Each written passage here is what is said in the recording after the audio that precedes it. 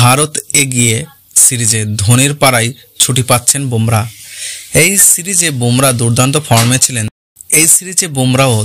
ফর্মে ছিলেন। তিনি টেস্টে 17টা উইকেট পড়েছেন পকেটে। তিনি সবচেয়ে বেশি উইকেট পেয়েছেন হায়দ্রাবাদ, বিশাখাপত্তনম ও রাজকোটের ধারালে মোট 81 ওভার বল করেছেন, যা পেস বোলারের পক্ষে যথেষ্ট বোলিং বলে মনে করা হয়। দ্বিতীয় টেস্টে মোহাম্মদ সিরাজকেও এই কারণে বিশ্রাম দেওয়া হয়েছিল।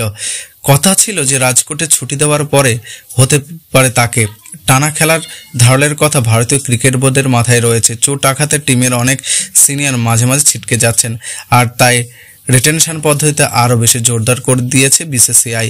যে পদ্ধতি মেনে রাজকোটে ছুটি দেওয়ার ইচ্ছা থাকলেও পাননি তিনি। বিশাখাপত্তনমে দুরন্ত পারফর্ম করেছিলেন, টিম 1-1 করেছিল তারই জন্য, আর তাই রাজকোটেও সিরিজ 2-1 করার জন্য তার ছুটি বাতিল হয়। রাঁচি টেস্টে হয়তো সেই ছুটি পেতে চলেছেন জসপ্রীত বুমরা। মহেন্দ্র সিং ধোনির পাড়ায় ভারত খেলবে, কিন্তু সেখানে বুমরাকে হয়তো দেখা যাবে না। মঙ্গলবার ভারতীয় টিমের রাজকোট থেকে রাঁচি যাওয়ার কথা এখনও পর্যন্ত শোনা যাচ্ছে, তাতে বুমরাকে বিশ্রামে পাঠানোর কথা ভেবে রয়েছে টিম ম্যানেজমেন্ট। তবে চতুর্থ টেস্টে ছুটি পেলেও পঞ্চম টেস্টে ধর্মশালায় তিনি খেলবেন কিনা তার নিয়ে নির্ভর করছে সিরিজের ফলাফলের উপর। ক্ষমতা ফেরা ইংল্যান্ড তাহলে বুমরাকে ফেরানো হতে পারে টিমে, কারণ ধর্মশালার পিচে বরাবরের বাউন্স থাকে। সেক্ষেত্রে ম্যাচ জেতানোর জন্য তাকে টিমে ফেরানো ছাড়া আর কোনো রাস্তা থাকবে না ভারতের। ভারত অবশ্য রাঁচিতে সিরিজ পকেটে পড়তে চাইছে। এমনিতেই রাজকোটে ইংল্যান্ডের টিম জঘন্যভাবে হেরেছে, যা নিয়ে প্রবল সমালোচনাও চলেছে।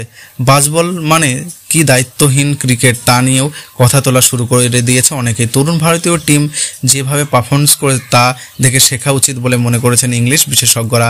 এই সিরিজে বুমরাও দুর্দান্ত ফর্মে ছিলেন। তিনি টেস্টে 17টা উইকেট পড়েছেন পকেটে। তিনি সবচেয়ে বেশি উইকেট পেয়েছেন হায়দ্রাবাদ, বিশাখাপত্তনম, রাজকোট এর ধারালে মোট 81 ওভার বল করেছেন, যা পেস বোলারদের পক্ষে যথেষ্ট বোলিং বলে মনে করা হয়। দ্বিতীয় টেস্টে মোহাম্মদ সিরাজকে এই কারণে বিশ্রাম দেওয়া হয়েছিল। তৃতীয় টেস্টে মুকেশ কুমারকে বিশ্রাম দেওয়া হয়েছে।